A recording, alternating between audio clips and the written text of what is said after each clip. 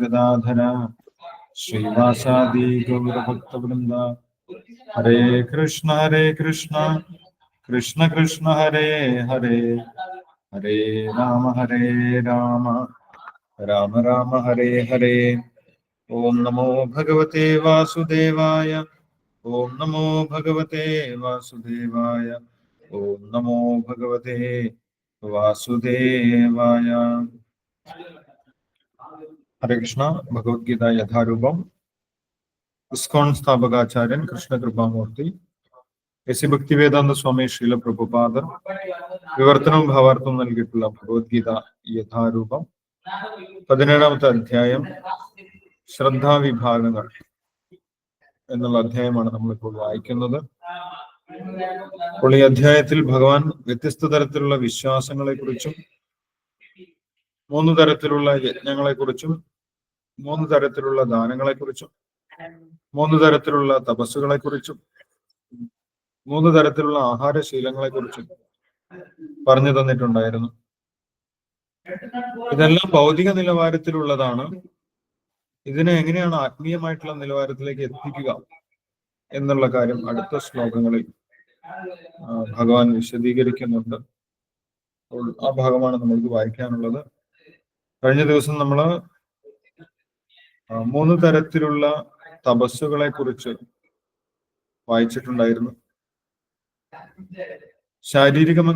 ശാരീരികമായ നിലവാരത്തിലുള്ള തപസ്, വാഗ്മയമായ തപസ്, മാനസികമായിട്ടുള്ള തപസ്. ഇത് 3 സത്വരജസ്തമോ ഗുണങ്ങളിൽ ഉണ്ട് എന്ന് ഭഗവാൻ പറഞ്ഞു തന്നിട്ടുണ്ടായിരുന്നു. അതിനുശേഷം ഭഗവാൻ ദാനത്തിനെ കുറിച്ച് പറഞ്ഞു. ദാനവും 3 നിലവാരത്തിലുണ്ടാകാം. സാത്വിക ഗുണത്തിലുള്ള ദാനം, രജോ ഗുണത്തിലുള്ള ദാനം, അതേപോലെ തമോ ഗുണത്തിലുള്ള ദാനം. അപ്പോൾ ഇതെല്ലാം സത്വരജസ്തമോ ഗുണങ്ങൾക്ക് അധീനമായിട്ടാണ് പ്രവർത്തിക്കുന്നത്. യജ്ഞമായാലും തപസ്സായാലും ദാനമായാലും. അപ്പോൾ അതിന്റെ നിലവാരം എന്താണ്, അതിനെ എങ്ങനെയാണ് ആത്മീയമാക്കി മാറ്റുന്നത് എന്ന് ഭഗവാൻ പറഞ്ഞു തരുന്നുണ്ട്. അത് നമുക്ക് വായിക്കാം. 23ാമത്തെ ശ്ലോകത്തിൽ ഭഗവാൻ ആ കാര്യം പറയുന്നുണ്ട്. അപ്പോൾ നമ്മൾക്ക് ആദ്യം 23ാമത്തെ ശ്ലോകം വായിക്കാം. 23ാമത്തെ ശ്ലോകം. ഓം തത്സദിതി നിർദ്ദേശോ ബ്രഹ്മണ ത്രിവിധ സ്മൃത ബ്രാഹ്മണസ്തേന വേദാശ്ച യജ്ഞാശ്ച വിഹിത പുരാ.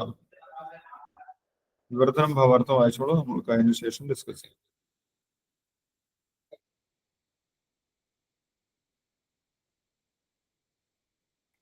ഹരേ കൃഷ്ണ പ്രഭുജി. സഞ്ജീവനി മാതാജി വായിച്ചോളൂ.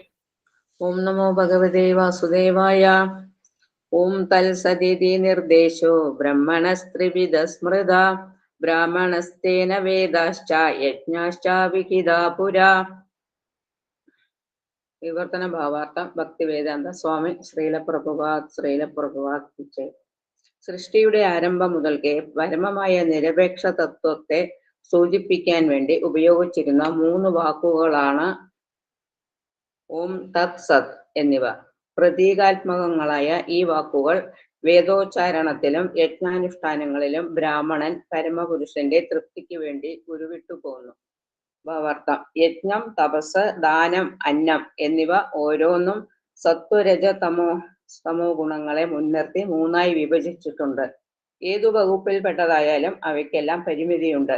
പ്രകൃതിയുടെ ഗുണദോഷങ്ങളാൽ മാലിന്യം പൂണ്ടവയാണ് ഇവ 3.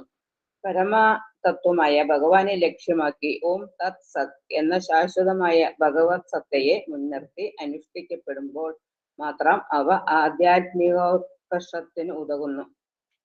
വൈദികാജ്ഞകളിൽ ഇത്തരം ലക്ഷ്യത്തിന്റെ സൂചനകളുണ്ട്.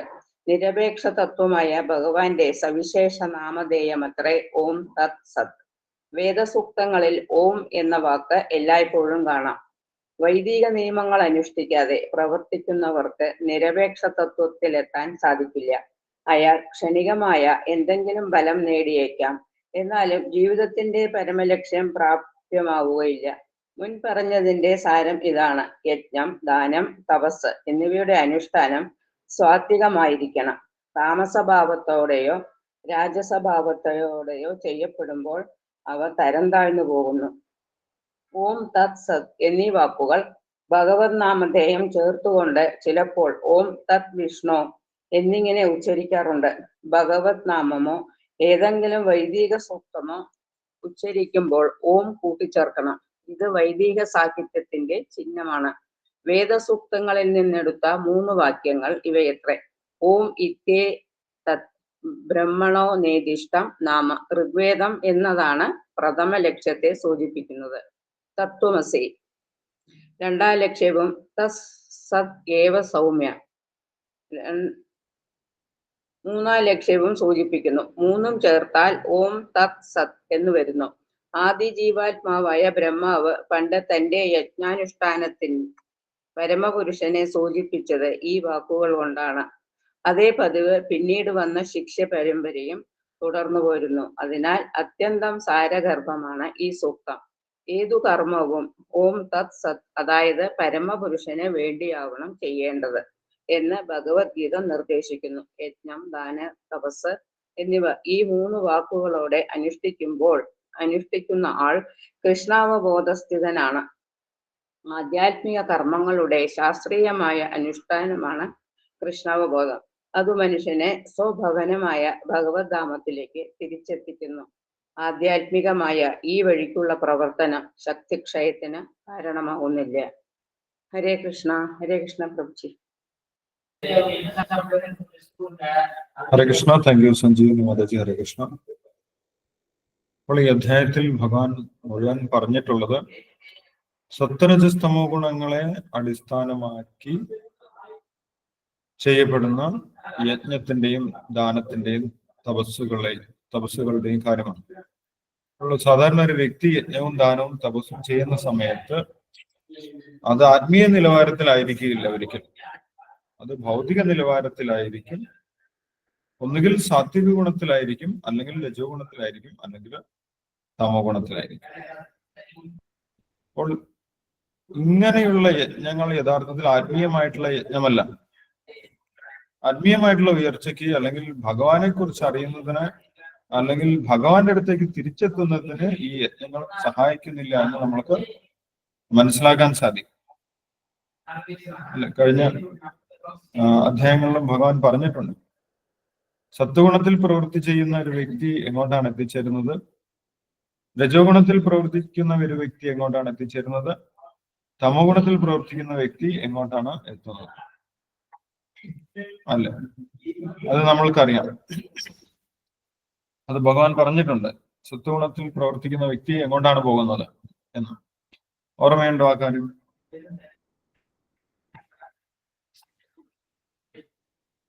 എന്താണ് ഭഗവാൻ പറഞ്ഞിട്ടുള്ളത്? ഋഷിവര്യന്മാർ, ഹരേ കൃഷ്ണ പ്രഭുജി, ഋഷിവര്യന്മാരുടെ ലോകത്തേക്ക്. ഭഗവാൻ ഒരു ശ്ലോകത്തിൽ പറയുന്നുണ്ട്, സത്വഗുണത്തിൽ ഉള്ളവർ എങ്ങോട്ടാണ് പോകുന്നത്, രജോ ഗുണത്തിൽ ഉള്ളവർ എങ്ങോട്ടാണ് പോകുന്നത്, തമോ ഗുണത്തിൽ ഉള്ളവർ എങ്ങോട്ടാണ് പോകുന്നത് എന്ന് പറയുന്നുണ്ട് അല്ലെ. ഭഗവാൻ പറയുന്നുണ്ട് 14ാമത്തെ ശ്ലോകത്തിൽ, ഊർധ്വം 14ാമത്തെ അധ്യായത്തിൽ, ഊർധ്വം ഗച്ഛന്തി സത്വസ്ഥ മധ്യേ തിഷ്ഠന്തി രാജസ ജഗന്യ ഗുണവൃത്തിസ്തു അധോ ഗച്ഛന്തി താമസ. സത്വഗുണത്തിൽ പ്രവർത്തിക്കുന്നവർ ഉയർന്ന ലോകങ്ങളിലേക്ക് പോകും. ഉയർന്ന ലോകങ്ങൾ എന്ന് പറഞ്ഞു കഴിഞ്ഞാൽ ഒന്നുകിൽ സ്വർഗീയ ലോകങ്ങൾ, അല്ലെങ്കിലും അതിന്റെ ഉപരിയായിട്ടുള്ള മഹർലോകം, അതുമല്ലെങ്കിൽ തപോലോകം, സത്യലോകം, ഇങ്ങനെയുള്ള ലോകങ്ങളിൽ എത്തിച്ചേരും. അതുമല്ലെങ്കിൽ ഏറ്റവും ഉയർന്ന ലോകമായിട്ടുള്ള ബ്രഹ്മലോകത്തിൽ എത്തിച്ചേരും. അതാണ് സത്വഗുണത്തിൽ പ്രവർത്തിക്കുന്നവരുടെ ഗതി. രജോഗുണത്തിലാണെങ്കിൽ ഉയർന്നു പോകാൻ സാധിക്കുന്നില്ല. മധ്യേതിഷ്ഠന്തി രാജസ, അവർ ഈ ഭൂമണ്ഡലത്തിൽ തന്നെ ഉണ്ടാകും, മർത്യലോകത്തിൽ തന്നെ അവര് ഇരിക്കുന്നുണ്ടാകും. ഇനി തമോ ഗുണത്തിലാണ് പ്രവർത്തിക്കുന്നതെങ്കിൽ അവരെങ്ങോട്ടാണ് പോകുന്നത്? തമോ ഗുണത്തിലുള്ളവർ താഴോട്ടാണ് പോകുന്നത് അല്ലെ. അധോ ഗച്ഛന്തി താമസ എന്ന് ഭഗവാൻ പറയുന്നുണ്ട്. തമോ ഗുണത്തിൽ പ്രവർത്തിച്ചു കഴിഞ്ഞാൽ താഴോട്ടാണ് പോകുന്നത്. അപ്പോൾ ഇവർക്ക് ആർക്കും ഭഗവാന്റെ അടുത്തേക്ക് തിരിച്ചു പോകാൻ സാധിക്കുന്നില്ല, ഇവർക്ക് ആർക്കും മോക്ഷം കിട്ടുന്നില്ല എന്നുള്ളതാണ് സത്യം. ഈ കാര്യം നേരത്തെ ഭഗവാൻ പറഞ്ഞിട്ടുണ്ട്. ത്രൈഗുണ്യ വിഷയ വേദ നിസ്ത്രൈഗുണ്യോ ഭവാർജുന. വേദങ്ങളിൽ യജ്ഞദാന തപസ്സുകളൊക്കെ പറഞ്ഞിട്ടുണ്ട്. അതെല്ലാം സത്വരജസ്തമോ ഗുണങ്ങളിൽ പെട്ട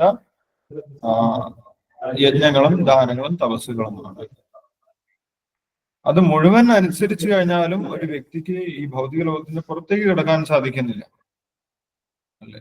ഏവം ത്രയീധർമ്മം അനുപ്രപന്ന ഗതാഗതം കാമകാമ ലബന്ധേ എന്ന് ഭഗവാൻ പറയും.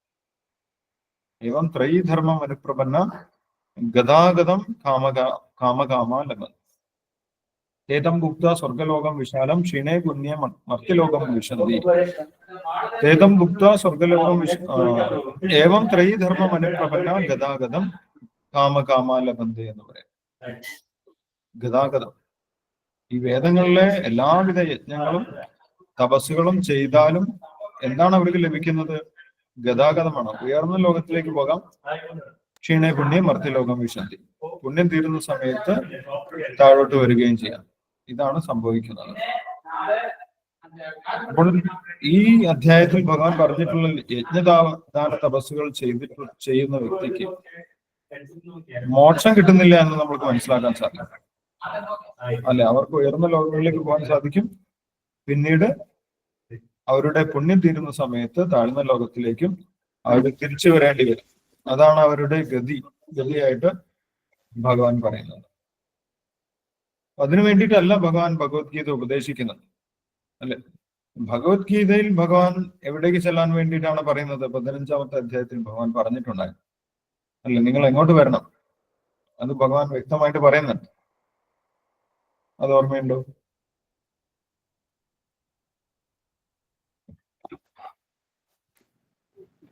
ഭഗവത്ധാമത്തിലേക്ക് എത്തിച്ചേർന്നു. ശ്ലോകം ഭഗവത് ധാമത്തിലേക്ക് തിരിച്ചു പോകാൻ വേണ്ടിയിട്ടാണ് ഭഗവാൻ നിർദ്ദേശിക്കുന്നത്. ഈ മുഴുവൻ ഭൗതിക ലോകമാകുന്ന വൃക്ഷത്തിനെ ഛേദിച്ച് പരമപുരുഷനായിട്ടുള്ള ഭഗവാനെ ശരണം പ്രാപിക്കണം. ആ ശരണം പ്രാപിച്ച് പരമപുരുഷനായിട്ടുള്ള ഭഗവാന്റെ ധാമത്തിലേക്ക്, തദ്ധാമ പരമം മമ, അല്ലെ?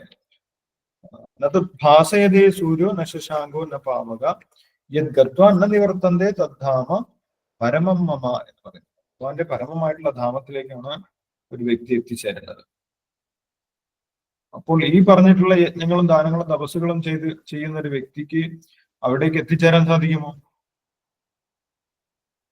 എന്താണ് അഭിപ്രായം?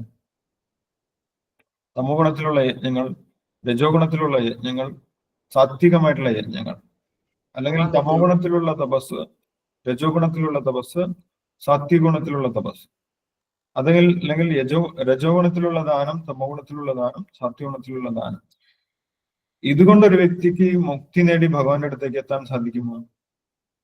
ഇല്ല, സാധിക്കുന്നില്ല, അല്ലെ? അവരെങ്ങോട്ടാണ് എത്തുന്നത്? സാത്വികഗുണത്തിലുള്ള പ്രവൃത്തി ചെയ്തു കഴിഞ്ഞാൽ ഏറ്റവും അവസാനമായിട്ട് എവിടെ വരെ എത്തിച്ചേരാൻ സാധിക്കും?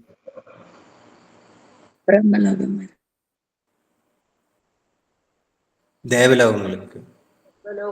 ഒന്നെങ്കിലും ദേവലോകങ്ങളിലേക്ക് എത്താം, അതുമല്ലെങ്കിൽ ഏറ്റവും ഉയർന്ന വ്യക്തിക്ക് ബ്രഹ്മലോകത്തിലും എത്താം, അല്ലെ? ബ്രഹ്മലോകത്തിൽ വരെ ദേവലോകത്തിലെത്തിയ വ്യക്തിയുടെ ഗതി എന്താണ് എന്ന് ഭഗവാൻ പറയുന്നുണ്ട് 3-ാമത്തെ അധ്യായത്തിൽ. അവർക്ക് എന്ത് സംഭവിക്കും? പുണ്യക്ഷയം സംഭവിച്ച് വീണ്ടും ദേവലോകത്തിൽ എത്തിക്കഴിഞ്ഞാലും അല്ലെങ്കിൽ സ്വർഗത്തിലെത്തിയാലും അവിടെ സ്ഥിരമായിട്ട് താമസിക്കാൻ സാധിക്കുകയില്ല. നമ്മൾ എത്രത്തോളം പുണ്യം ചെയ്തിട്ടുണ്ടോ, യജ്ഞത്തിന്റെ പുണ്യം എത്രയുണ്ടോ, അല്ലെങ്കിൽ ദാനത്തിന്റെ പുണ്യം എത്രയുണ്ടോ, തപസ്സിന്റെ പുണ്യം എത്രയുണ്ടോ, അത് തീരുന്നത് വരെ അവിടെ നിൽക്കാം. ക്ഷീണേ പുണ്യം മർത്യലോകം വിശന്തി. പുണ്യം തീരുന്നതോടുകൂടി അവിടുന്ന് നമ്മൾ പുറത്തു വരേണ്ടി വരാം. സ്വർഗീയ ലോകത്തിൽ നിന്ന് പുറത്ത് താഴോട്ട് വീണ്ടും മർത്യലോകത്തിൽ ഭൂമണ്ഡലത്തിലേക്ക് തിരിച്ചു വരേണ്ടി വരും എന്ന് പറയും. അപ്പോൾ അവർക്ക് മുക്തി കിട്ടുന്നില്ല. ഇനി ബ്രഹ്മലോകത്തിൽ പോയാലും ഇത് തന്നെയാണ് സ്ഥിതി എന്ന് പറയുന്നത്. ആ ബ്രഹ്മഭുവനാലോക പുനരാവർത്തിനോർജുന. ബ്രഹ്മലോകത്തിൽ പോയാലും ഒരു വ്യക്തിക്ക് തിരിച്ചു വരേണ്ടി വരും. അവരുടെ ക്ഷീണം, അവരുടെ പുണ്യം ക്ഷയിക്കുന്ന സമയത്ത് മർത്യലോകത്തിലേക്ക് തിരിച്ചു വരേണ്ടി വരും. അപ്പം ഇങ്ങനെ വേദങ്ങളനുസരിച്ച് യജ്ഞങ്ങളും ദാനങ്ങളും തപസ്സുകളും ഒക്കെ ചെയ്താൽ പോലും ഒരു വ്യക്തിയുടെ ഗതി എന്താണ്? അവർ പരമപുരുഷനായിട്ടുള്ള ഭഗവാനെ ശരണം പ്രാപിക്കാത്തത് കൊണ്ട് മാത്രം അവർക്ക് ഈ ലോകത്തിൽ നിന്ന് പുറത്തു കിടക്കാൻ സാധിക്കുന്നില്ല. വീണ്ടും വീണ്ടും ഭൂത്വ പ്രളയത, വീണ്ടും വീണ്ടും ജനിക്കുന്നു, വീണ്ടും വീണ്ടും മരിച്ചുകൊണ്ടിരിക്കുന്നു. ഇതാണ് അവരുടെ അവസ്ഥ.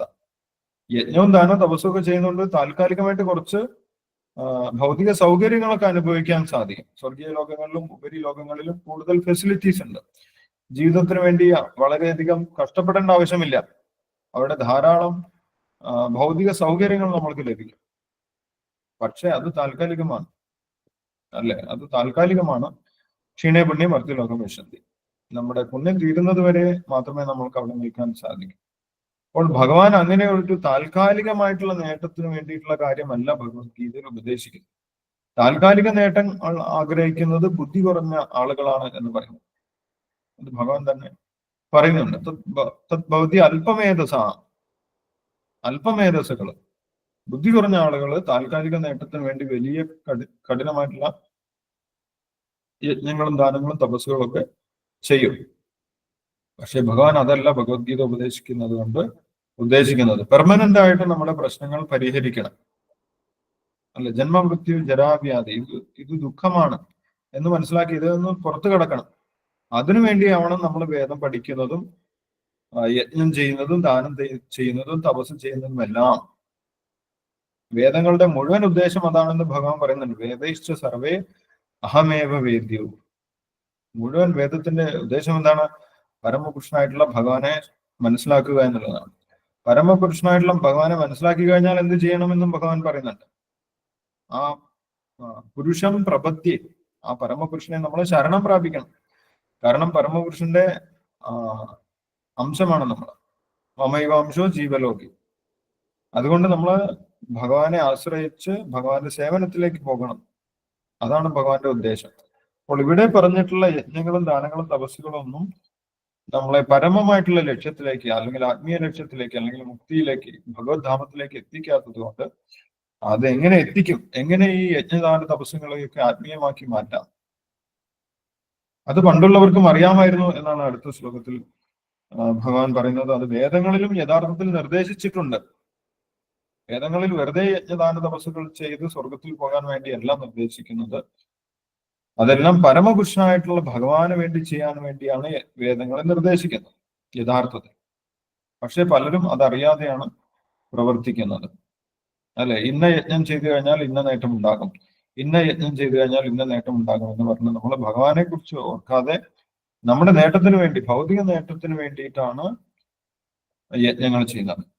അങ്ങനെയുള്ളവരെ വേദവാദരഥന്മാർ എന്നാണ് ഭഗവാൻ 3-ാമത്തെ അധ്യായത്തിൽ വിളിച്ചിട്ടുള്ളത്.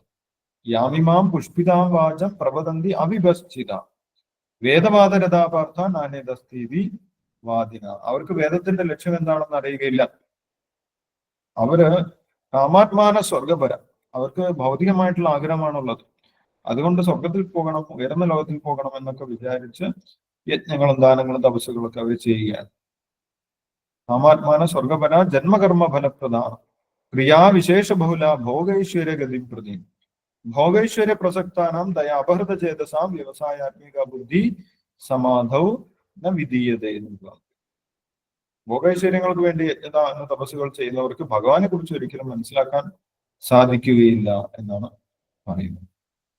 അതുകൊണ്ട് അവർക്ക് അൾട്ടിമേറ്റ് ആയിട്ടുള്ള, ആത്യന്തികമായിട്ടുള്ള ലക്ഷ്യത്തിലേക്ക് എത്തിച്ചേരാനും സാധിക്കുന്നില്ല. പക്ഷെ ബുദ്ധിയുള്ള ആളുകൾ, ബ്രാഹ്മണന്മാർ, ഭഗവാനെ കുറിച്ച് മനസ്സിലാക്കിയിട്ടുള്ള ആളുകൾ, വേദത്തിന്റെ സാരം മനസ്സിലാക്കിയിട്ടുള്ള ആളുകൾ ഈ യജ്ഞങ്ങളും ദാനങ്ങളും തപസ്സുകളും ഒക്കെ എങ്ങനെയാണ് ചെയ്യുന്നത് എന്നാണ് അടുത്ത ശ്ലോകത്തിൽ ഇപ്പോൾ നമ്മൾ വായിച്ചിട്ടുള്ളത്. എന്താണ് ഭഗവാൻ പറയുന്നത്? ഓം തത്സദിതി നിർദ്ദേശോ ബ്രഹ്മണ ത്രിവിധ സ്മൃത ബ്രഹ്മണാസ്തേന വേദാശ്ച യജ്ഞാശ്ച വിഹിത പുരാ. പണ്ടുമുതലേ ബ്രഹ്മജ്ഞാനം നേടിയിട്ടുള്ള ആളുകള്, ഭഗവാനെ കുറിച്ച് മനസ്സിലാക്കിയിട്ടുള്ള ആളുകള് യജ്ഞങ്ങളും ദാനങ്ങളും തപസ്സുകളും ഇതേപോലെ സത്വരജസ്തമോ ഗുണങ്ങളിലല്ല ചെയ്യുന്നത്. അവര് അതിനെ അതിക്രമിച്ചുകൊണ്ടാണ് ചെയ്യുന്നത്.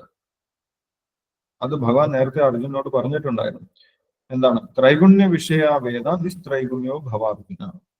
വേദങ്ങളിൽ ഇങ്ങനെയുള്ള യജ്ഞങ്ങളും ദാനങ്ങളും തപസ്സുകളാണ് പ്രധാനമായിട്ടും പറയുന്നത്. പക്ഷെ നീ അതിന് ഉപരിയായിട്ട് വരണം എന്നാണ് ഭഗവാൻ നിർദ്ദേശിച്ചിട്ടുണ്ടായിരുന്നത്. അതേപോലെ ആത്മീയ ജ്ഞാനം നേടിയിട്ടുള്ള വ്യക്തികൾ എങ്ങനെയാണ് യജ്ഞവും ദാനവും തപസ്സും ചെയ്യുന്നത്? അവര് ഓം തത്സത് എന്ന് പറഞ്ഞുകൊണ്ട് പരമപുരുഷനായിട്ടുള്ള ഭഗവാന്റെ തൃപ്തിക്ക് വേണ്ടി എന്ന് പറഞ്ഞിട്ടാണ് എല്ലാ യജ്ഞങ്ങളും ദാനങ്ങളും തപസ്സുകളും ചെയ്തിരുന്നത്. അപ്പോൾ ഈ യജ്ഞവും ദാനവും തപസ്സും ഒക്കെ എന്തായിട്ട് മാറും? അത് ആത്മീയമായിട്ട് മാറും. അവര് സാത്വികോണത്തിൽ പോലും അല്ല പ്രവർത്തിച്ചിരുന്നത്, അതിനും ഉപരിയായിട്ടുള്ള ആത്മീയ നിലവാരത്തിലാണ് പ്രവർത്തിച്ചിരുന്നത്. നേരിട്ട് ഭഗവാന്റെ തൃപ്തിക്ക് വേണ്ടി എന്ന ഉദ്ദേശത്തോടു കൂടി മാത്രം നമ്മൾ പ്രവർത്തിക്കുന്ന സമയത്ത് അത് ആത്മീയമായിട്ട് മാറും. അതിൽ എന്തെങ്കിലും ഭൗതികമായിട്ടുള്ള കലർപ്പുകൾ വരുന്ന സമയത്ത് അത് സാത്വികമോ രാജസികമോ താമസികമോ ആയിട്ട് മാറും. പൂർണ്ണമായിട്ടും ഭഗവാന്റെ തൃപ്തിക്ക് വേണ്ടി മാത്രം ചെയ്യുന്ന സമയത്ത് ശുദ്ധമായിട്ട് ആത്മീയമായിട്ട് മാറും. അത് എന്റെ കടമ എന്നുള്ള നിലവാരത്തിൽ ചെയ്യുന്ന സമയത്ത് സാത്വികമായിട്ട് മാറും. എന്തെങ്കിലും ഫലം ഉദ്ദേശിച്ച് ചെയ്യുന്ന സമയത്ത് രാജസികമായിട്ട് മാറും. ഇനി വേദവിധികളൊന്നും അനുസരിക്കാതെ സ്വന്തം ഇഷ്ടപ്രകാരം ചെയ്യുന്ന സമയത്ത് തമോ ഗുണത്തിലുമായിട്ട് മാറും. ഇതാണ് അതിന്റെ നിലവാരങ്ങൾ. അപ്പോൾ യഥാർത്ഥ ബുദ്ധിയുള്ള ആളുകള് ഭഗവാന്റെ തൃപ്തിക്ക് വേണ്ടിയായിരുന്നു യജ്ഞവും ദാനവും തപസ്സും ഒക്കെ ചെയ്തിട്ടുണ്ടായിരുന്നത്. അത് ഒരു പ്രത്യേക വാക്കുകൊണ്ട് അവർ സൂചിപ്പിച്ചിട്ടുണ്ടായിരുന്നു. 3 വാക്കുകൾ പരമപുരുഷനായിട്ടുള്ള ഭഗവാന്റെ തൃപ്തിക്ക് വേണ്ടി എന്ന് ഉദ്ദേശിക്കുന്ന 3 വാക്കുകൾ അവർ പ്രത്യേകം ഉപയോഗിച്ചിട്ടുണ്ടായിരുന്നു. ആ വാക്കുകളെയാണ് ഭഗവാൻ ഇവിടെ പറഞ്ഞിട്ടുള്ളത്. ഓം തത് സത്, ഓം തത് സത്. ഓം തത് സത് എന്നാണ് ഭഗവാനെ സൂചിപ്പിക്കുന്നതിനുള്ള വാക്കുകളായിട്ട് അവർ ഉപയോഗിച്ചിട്ടുണ്ടായിരുന്നത് ബ്രാഹ്മണന്മാർ. പരമപുരുഷനായിട്ടുള്ള ഭഗവാനെ സൂചിപ്പിക്കുന്ന വാക്കുകളാണ് ഓം തത് സത്. അപ്പോൾ ഞാൻ ഈ യജ്ഞം ചെയ്യുന്നത് എന്തിനു വേണ്ടിയിട്ടാണ്? ഭഗവാന്റെ പ്രീതിക്ക് വേണ്ടിയാണ് ഓം തത് സത് എന്ന് പറഞ്ഞിട്ടാണ് അവർ സമർപ്പിക്കുന്നത്. അല്ലെ, നമ്മള് സർവം കൃഷ്ണാർപ്പണമസ്തു എന്ന് പറഞ്ഞിട്ട് ഭഗവാന് സമർപ്പിക്കും. എല്ലാം ഭഗവാന് സമർപ്പിക്കുന്നു എന്ന് പറയും. അതിന് പകരം അവർ ഉപയോഗിച്ചിരുന്ന വാക്കുകളാണ് ഓം തത് സത് എന്ന് പറയും. കാരണം ബ്രഹ്മാവും ആദ്യം തപസ് ചെയ്ത സമയത്ത് അദ്ദേഹം ആ തപസ്സും ഭഗവാനെ സമർപ്പിക്കുന്നതിന് വേണ്ടി ഓം തത് സത് എന്നാണ് ഉപയോഗിച്ചിരുന്നത്. അതുകൊണ്ട് ബ്രഹ്മാവിന്റെ ശിഷ്യ പരമ്പരയിൽ വരുന്നവരെല്ലാവരും ഓം തത് സത് എന്ന് വേദങ്ങളിൽ നിന്ന് ആ വാക്ക് ഉപയോഗിക്കുന്നുണ്ട് എന്നാണ് പറയുന്നത്. അത് എവിടുന്നെല്ലാം ആണ് വന്നത് എന്ന് ശീലപ്രഭാതർ വിശദീകരിക്കുന്നുണ്ട്. ഋഗ്വേദത്തിൽ നിന്നും ഛാന്തോക്യ ഉപനിഷത്തിൽ നിന്നും ഉള്ള വാക്കുകൾ കൂടി ചേർന്നിട്ടാണ് ഓം തത് സത് എന്ന് ആയിട്ടുള്ളത്. അതിന്റെ അർത്ഥം ഇതാണ്: പരമപുരുഷനായിട്ടുള്ള ഭഗവാന്റെ തൃപ്തിക്ക് വേണ്ടി. ഇനി ഓരോ വാക്കും ഭഗവാനെ സൂചിപ്പിക്കുന്നത് തന്നെയാണ്. അതുകൊണ്ട് യജ്ഞങ്ങളും ദാനങ്ങളും തപസ്സുകളും ഓം തത്സത് എന്ന് പറഞ്ഞുകൊണ്ട് തന്നെയാണ് ചെയ്യേണ്ടത്. അതാണ് യജ്ഞത്തിന്റെയും ദാനത്തിന്റെയും തപസ്സിന്റെയും ഏറ്റവും ഉന്നതമായിട്ടുള്ള രൂപം. ഉള്ളതൊക്കെ സത്വരജസ്തമോ ഗുണങ്ങളിലുള്ളതാണ്. ആത്മീയമായിട്ട് മാറണമെങ്കിൽ ഭഗവാന്റെ തൃപ്തിക്ക് വേണ്ടി ചെയ്യണം. അത് ചെയ്യുന്നത് ഓം തത്സത് എന്ന് പറഞ്ഞുകൊണ്ടാണ് എന്ന് പറയും. ഇതെല്ലാം ആർക്ക് വേണ്ടിയാണ് പറയുന്നത്? നേരിട്ട് ഭക്തിയുത സേവനം സ്വീകരിക്കാൻ സാധിക്കാത്ത ആളുകൾക്ക് വേണ്ടിയാണ് ഇതൊക്കെ പറഞ്ഞിട്ടുള്ളത്. നേരിട്ട് ഭഗവാന്റെ സേവനം ചെയ്യുന്നവർക്ക് വീണ്ടും ഈ വേദങ്ങളിലുള്ള യജ്ഞങ്ങളും ദാനങ്ങളും തപസ്സുകളും അതേപോലെ ചെയ്യേണ്ട ആവശ്യമില്ല എന്ന് ഭഗവാൻ പറഞ്ഞിട്ടുണ്ടായിരുന്നു. അല്ലെ, യാവാൻ അർത്ഥ ഉദപാനെ സർവത സംപ്ലുതോദകെ താവാൻ സർവേഷു വേദേഷു ബ്രാഹ്മണസ്യ വിജാനത. ഒരു വലിയ തടാകം സ്വന്തമായിട്ടുള്ള ഒരു വ്യക്തിക്ക് വീണ്ടും ഒരു കിണർ കുഴിക്കേണ്ട ആവശ്യമില്ല എന്ന് ഭഗവാൻ പറഞ്ഞിട്ടുണ്ട്. അപ്പോൾ ഭഗവാനിൽ പൂർണ്ണ വിശ്വാസം വരാത്തവർക്ക് വേണ്ടിയാണ് 13-ാമത്തെ അധ്യായം മുതൽ ഭഗവാൻ വീണ്ടും വേദശാസ്ത്രങ്ങളൊക്കെ വിശദീകരിച്ച് പറഞ്ഞു തരുന്നത്. അവർക്ക് സ്റ്റെപ്പ് ബൈ സ്റ്റെപ്പായിട്ട് ഭക്തിയിലേക്ക് ഉയരാൻ തമോ ഗുണത്തിലുള്ളവർക്കും രജോഗുണത്തിലുള്ളവർക്കും സത്വഗുണത്തിലുള്ളവർക്കും ക്രമമായിട്ട് ഉയരുന്നതിന് വേണ്ടിയിട്ടുള്ള മാർഗമാണ് ഇവിടെ ഭഗവാൻ പറയുന്നത്. ഒന്നുകിൽ നമുക്ക് എങ്ങനെ ക്രമമായിട്ട് ഉയരാം, അല്ലെങ്കിൽ നേരിട്ട് ഭഗവാന്റെ സേവനം സ്വീകരിച്ച് ഇതെല്ലാം ഒഴിവാക്കുകയും ചെയ്യാം. നേരിട്ട് ഭഗവാന്റെ സേവനം സ്വീകരിച്ചവർക്ക് വീണ്ടും ഇങ്ങനെ ക്രമമായിട്ട് ഉയരേണ്ട ആവശ്യമില്ല. അപ്പോൾ അടുത്ത ശ്ലോകങ്ങളിൽ ഭഗവാൻ ഓം തത്സത് എന്ന് പറയുന്നത് ഭഗവാനെ സൂചിപ്പിക്കുന്നതിന് വേണ്ടിയാണ്. അതാണ് യജ്ഞം ചെയ്യുമ്പോൾ നമ്മൾ ഉരുവിടേണ്ടത്. അല്ലെങ്കിൽ യജ്ഞദാന തപസ്സുകൾ ആ ഭഗവാന്റെ തൃപ്തിക്ക് വേണ്ടി തന്നെ ആയിരിക്കണം എന്ന് വീണ്ടും എടുത്ത് പറയുന്നുണ്ട്. 24 മുതൽ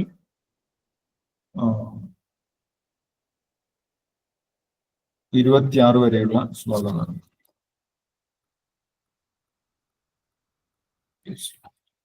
ആ 24 മുതലുള്ള ശ്ലോകങ്ങൾ നമ്മൾ നമുക്ക് വായിക്കാം. 24 മുതൽ 27 വരെയുള്ള ശ്ലോകങ്ങൾ വായിച്ചോളൂ. അതിനുശേഷം നമുക്ക് ഡിസ്കസ് ചെയ്യാം.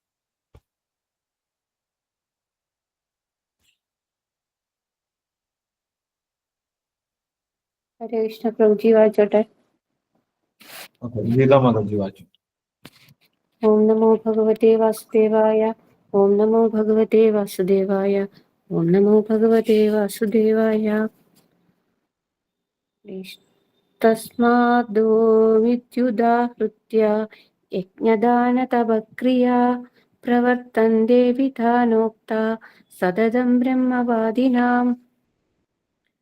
തദിത്യനഭിസന്ധായ ഫലം യജ്ഞതപം ക്രിയാ ദാനക്രിയാശ്ച വിവിധ ക്രിയന്തെ മോക്ഷകാംക്ഷിഭിः. സദ്ഭാവേ സാധുഭാവേ ച സദിത്യേതത് പ്രയുജ്യത്തെ പ്രശസ്തേ കർമ്മണി തഥാ സച്ഛബ്ദാപാർത്ഥയുജ്യത്തെ. യജ്ഞേ തപസി ദാനേ ച സ്ഥിതി സദിതി ചോച്യത്തെ കർമ്മ ചൈവ തദർത്ഥീയം സദിത്യോവാഭിധീയത്തെ. വിവർത്തനം ഭാവാർത്ഥം. ശ്രീ ഭക്തിവേദാനന്ദ സ്വാമി ശ്രീല പ്രഭുപാദ് കി ജയ്. അതുകൊണ്ട് വൈദിക നിയന്ത്രണം അനുസരിച്ച് യജ്ഞദാന തപസ്സുകൾ അനുഷ്ഠിക്കുന്ന അതീന്ദ്രിയവാദികൾ പരമപുരുഷനെ പ്രാപിക്കുന്നതിനായി എപ്പോഴും ഓം എന്ന വാക്കോടു കൂടിയാണ് എല്ലാം ആരംഭിക്കുന്നത്. ഭാവാർത്ഥം. ഓം തത് വിഷ്ണു പരമം പദം. ഋഗ്വേദം 22.20. വിഷ്ണുവിന്റെ പാദകമലം പരമമായ ഭക്തിയുടെ വേദിയാണ്. ഭഗവാന് വേണ്ടി ചെയ്യുന്ന കർമ്മങ്ങളെല്ലാം പരിപൂർണത നേടും. ഫലോദ്ദേശ്യം കൂടാതെ തത് എന്ന് ഉച്ചരിച്ചുകൊണ്ട് വേണം ഒരാൾ പലതരത്തിലുള്ള യജ്ഞങ്ങളും ദാനവും തപസ്സും ഒക്കെ ചെയ്യേണ്ടത്. ഭൗതിക ബന്ധങ്ങളിൽ നിന്നുള്ള മുക്തിയാണ് അങ്ങനെയുള്ള അതീന്ദ്രിയ പ്രവർത്തനങ്ങളുടെ ഉദ്ദേശം. ആധ്യാത്മിക ഉത്കർഷമാശിക്കുന്നവർ ഭൗതിക നേട്ടങ്ങൾക്ക് വേണ്ടി പ്രവർത്തിച്ചുകൂടാ. ആത്മീയ ലോകത്തിലേക്ക് സ്വഭവനമായ ഭഗവത് ധാമത്തിലേക്ക് തിരിച്ചെത്തുക എന്നതായിരിക്കണം പ്രവൃത്തികളുടെ ആത്യന്തിക ലക്ഷ്യം. നിരപക്ഷ തത്വമാണ് ഭക്തിപൂർവം ചെയ്യപ്പെടുന്ന യജ്ഞത്തിന്റെ ലക്ഷ്യം. സത് എന്ന വാക്ക് അതിനെ സൂചിപ്പിക്കുന്നു. ആ വിധത്തിലുള്ള യജ്ഞം അനുഷ്ഠിക്കുന്നവനെയും സത് എന്ന് പറയും. കുന്തിപുത്ര, നിരപേക്ഷ സ്വഭാവമനുസരിച്ചുള്ള മറ്റു പ്രവൃത്തികളെ പോലെ യജ്ഞദാന തപകർമ്മങ്ങൾ ഭഗവത് പ്രസാദത്തിനു വേണ്ടി ചെയ്യപ്പെടുന്നവയാണല്ലോ. പ്രശസ്തേ കർമ്മണി വിധിവിഹിത കർമ്മങ്ങൾ എന്ന വാക്കുകൾ വേദസാഹിത്യങ്ങൾ ഗർഭധാനം മുതൽ മരണം വരെ മനുഷ്യ ജീവിതത്തിൽ അനുഷ്ഠിക്കേണ്ടുന്ന സംസ്കാര ക്രിയകളെ സൂചിപ്പിക്കുന്നു. ജീവാത്മാവിന്റെ ആത്യന്തിക മുക്തിക്ക് വേണ്ടി ചെയ്യുന്ന പവിത്രീകരണ പ്രക്രിയകളാണിവ. ഈ ക്രിയകളോടൊപ്പം ഓം തത് സത് ഉച്ചരിക്കുകയും വേണം. സദ്ഭാവേ സാധുഭാവേ എന്നീ വാക്കുകൾ ആധ്യാത്മിക അവസ്ഥയെ കുറിക്കുന്നു. കൃഷ്ണാവബോധപൂർവമായ കർമ്മം സാത്വികവും അത്തരം കർമ്മങ്ങളെപ്പറ്റി തികച്ചും ബോധമുള്ളവൻ സാധുവുമത്രേ. ഭക്തന്മാരുമായുള്ള സഹവാസത്താൽ ആധ്യാത്മിക വിഷയങ്ങൾ സ്പഷ്ടമാവുമെന്ന് ശ്രീമദ് ഭാഗവതം 3.2525 പറയുന്നു. സദാം പ്രസംഗാത് എന്നീ വാക്കുകളാണിവിടെ ഉപയോഗിച്ചിട്ടുള്ളത്. സത്സംഗം കൂടാതെ ആർക്കും ആധ്യാത്മിക ജ്ഞാനം ലഭ്യമല്ല. ദീക്ഷാസമയത്തും പൂണൂൽ ധരിക്കുമ്പോഴും ഓം തത് സത് എന്ന് മന്ത്രിക്കണം. പരമപുരുഷനെ ലക്ഷ്യമാക്കിയുള്ള ഏതു യജ്ഞത്തിലും അങ്ങനെ ചെയ്യണമെന്നാണ് വിധി. ക്ഷേത്രത്തിൽ നിവേദ്യം പാകം ചെയ്യുക മുതലായ പരമപുരുഷനു വേണ്ടി ചെയ്യപ്പെടുന്ന ഏതു പ്രവൃത്തിയും ഭഗവത് ചരിതങ്ങൾ കീർത്തിക്കുന്നതുൾപ്പെടെ തദർത്ഥീയം എന്ന വാക്കാൽ നിർവചിക്കപ്പെട്ടിട്ടുണ്ട്. സർവകർമ്മങ്ങളുടെയും പരിപൂർണതയെ മുൻനിർത്തിക്കൊണ്ടാണ് ഇങ്ങനെ പല വിധത്തിലും ഓം തത് സത് എന്നീ മഹത്തായ വാക്കുകൾ മന്ത്രിക്കപ്പെടുന്നത്. ഹരേ കൃഷ്ണ പ്രഭുജി. ഹരേ കൃഷ്ണ. Thank you Geeta Mataji. ഹരേ കൃഷ്ണ.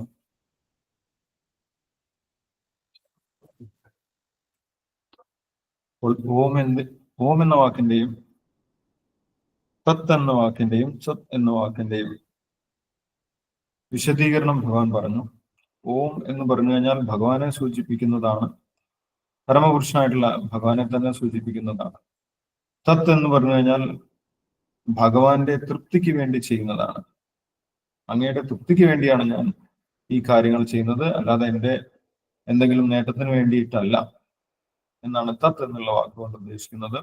സത്ത് എന്ന് പറഞ്ഞു കഴിഞ്ഞാൽ ഒരിക്കലും നശിക്കാത്തത്, ആത്മീയമായത് എന്നാണ് അർത്ഥം. അപ്പോൾ ആത്മീയ ലക്ഷ്യത്തിന് വേണ്ടി, ഭഗവാന്റെ തൃപ്തിക്ക് വേണ്ടിയാണ് ഞാൻ ഈ കാര്യം ചെയ്യുന്നത് എന്നതാണ് ഓം തത്സത് എന്നുള്ള വാക്കിന്റെ വിശദീകരണം ഭഗവാൻ ഇവിടെ പറയുന്നത്. 24-ാമത്തെ ശ്ലോകത്തിൽ ഓം എന്നുള്ള വാക്കിനെ കുറിച്ചാണ് ഭഗവാൻ പറയുന്നത്. തസ്മാത് ഓം ഇത്യുദാഹൃത്യ യജ്ഞദാന തപക്രിയ പ്രവർത്തന്തേ വിധാനോക്ത സതതം ബ്രഹ്മവാദിന. അപ്പോൾ വേദത്തിൽ എല്ലാ യജ്ഞങ്ങളും വേദമന്ത്രങ്ങളും ഓം എന്നുള്ള വാക്കിലാണ് ആരംഭിക്കുന്നത്. യഥാർത്ഥത്തിൽ നമ്മൾ നോക്കുന്ന സമയത്ത് കാണാൻ സാധിക്കും ഓം. അപ്പൊ ദേവന്മാർക്കുള്ള യജ്ഞമാണെങ്കിൽ പോലും അതിൽ എല്ലാ മന്ത്രവും ആരംഭിക്കുന്നത് ഓം എന്നുള്ള വാക്കിലാണ്. അപ്പോൾ അവിടെ ഭഗവാനെ യഥാർത്ഥത്തിൽ സൂചിപ്പിക്കുന്നുണ്ട്. എല്ലാ യജ്ഞങ്ങളുടെയും ഭോക്താവ് ഭഗവാൻ തന്നെയാണ് എന്ന് ഭഗവാൻ പറയുന്നുണ്ട്. ഭോക്താരം യജ്ഞതപസാം സർവലോക മഹേശ്വരം. അപ്പൊ യഥാർത്ഥത്തിൽ എല്ലാ യജ്ഞങ്ങളും ഉദ്ദേശിക്കുന്നത് ആരെയാണ് ലക്ഷ്യമാക്കുന്നത്? ഭഗവാനെ തന്നെയാണ്. അതുകൊണ്ടാണ് എല്ലാ വേദമന്ത്രങ്ങളിലും ഓം എന്ന വാക്കുകൊണ്ട് ആരംഭിക്കുന്നത്.